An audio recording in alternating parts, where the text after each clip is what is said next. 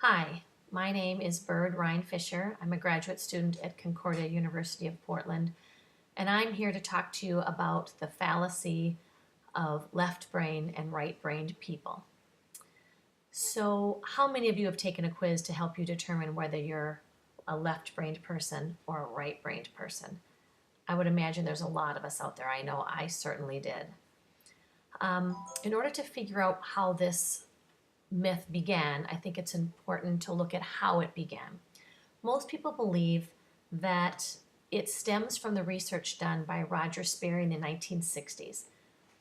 Dr. Roger Sperry was working with patients who had epilepsy, and they knew the seizures were going on in their brain, and they were looking for ways to lessen or stop the seizures altogether.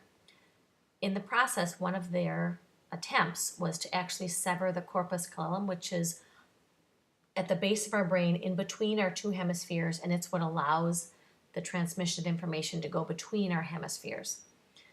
They had pretty good results as far as curbing or eliminating the seizures, but unfortunately, they also eliminated their patient's brain's ability for the left hemisphere and the right hemisphere to connect with each other. What this did allow was for Sperry and his team to do a lot of research around where we process what in our brain.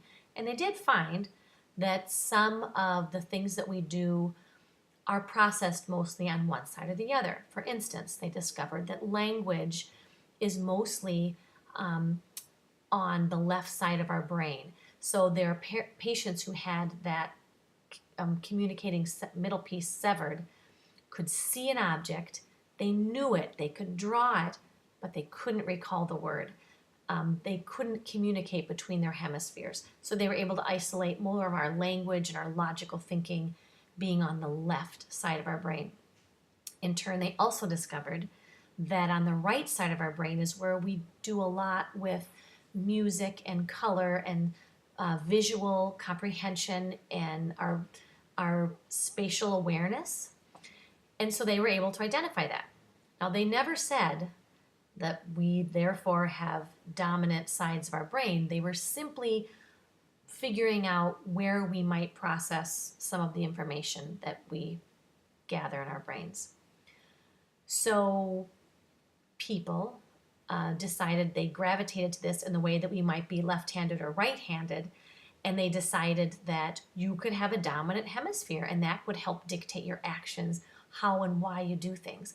So they came up with this idea that if you are more logical, good with numbers, and linear, good writer, good language skills, you must be a left-brained person. And in turn, if you're an artist or a musician or very creative and maybe not as linear, you are then a right-brained person. This, of course, feeds into our want of putting things in pegs, having easy explanations, being able to understand why things happened. I think we could feel that, oh, I'm a left-brained person, that's why I can't draw. That's just the way it is. That's where my skills lie, on the left brain. So this is a complete fallacy, and I think it's important to understand that the neuroscientists never projected this idea. It was never their ideology that this is what it was. And they've known that this left brain, right brain thing is a myth since the very inception. Recently, at the University of Utah, some scientists there did a study with 1,000 people, 1,000 brains. The ages of the participants ranged from age 7 to 29. And they looked at each of these participants at 7,000 different brain areas in the brain and regions where we have activity. And they hooked them up to these monitors and they monitored where is the activity. They had the participants do activities that involved language, which would be more left-sided, more creative or spatial things that might be more of the right side of processing. And then they analyzed where these neurons were making connections and where the brain activity was. And what they found proved what the neuroscientists have known all along. There's no such thing as a dominant hemisphere in anyone's head. None of these participants showed a dominant use of either side of their brain. As a matter of fact, even when they were doing activities that had to do with language, there might have been a heavier traffic pattern of activity in some specific area, but that doesn't mean that there wasn't activity going across the whole entire brain from left to right, right to left. They even found that the participants that had a higher level of math capabilities used more of both the left and the right hemisphere. So, proving that you need to use both sides to really lift that skill in general.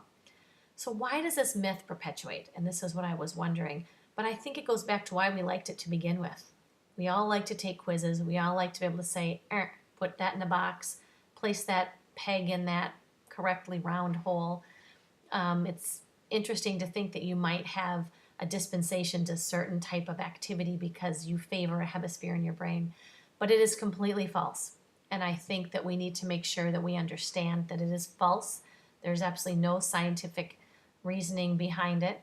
And as educators, we need to make sure that we are getting the information at the forefront of this ever-changing field of brain study and learning study that is so changing, and we have so many unknowns, which means there's lots to be discovered. And it's our job to make sure that the information that we have is accurate and current and backed by scientific research, not pop culture. So thank you for listening.